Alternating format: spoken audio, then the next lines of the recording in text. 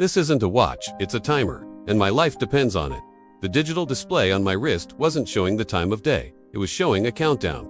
3 minutes, 45 seconds. The numbers glowed a menacing red, a stark contrast to the darkness pressing in around me.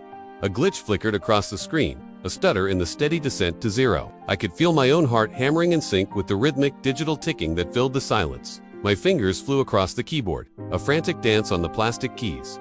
I had to get the key transmitted before that timer hit zero. The code was everything. It was the only thing that mattered. The server room was a tomb of humming machines, the only light coming from the flashing green lines of code on my monitor. My own sweaty face, a mask of desperation, stared back at me from the reflection, but something was wrong. So wrong. My contact was dark. The connection was dead. Where was he?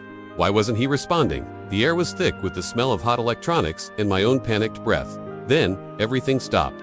My fingers froze over the keys. Silence, the frantic music in my head, the hum of the servers, it all just faded away. In that sudden, chilling quiet, I heard it.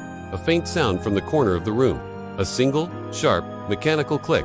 My blood ran cold. It was the sound of a switch being flipped, a mechanism engaging. It was the sound of a trap being sprung. I wasn't alone. My eyes darted to the shadows near the closed door. The camera of my mind zoomed in, trying to pierce the oppressive darkness. A figure slowly emerged from the gloom. A woman, her face was calm, almost serene, a stark contrast to the chaos raging inside me. In her hand, she held a small device, a receiver. My gaze snapped back to my wrist, to the watch, and that's when I saw it. A tiny icon I'd never noticed before, almost invisible against the black casing. A microphone. The realization hit me like a physical blow. The countdown, it wasn't for the city. It was for the watch's battery.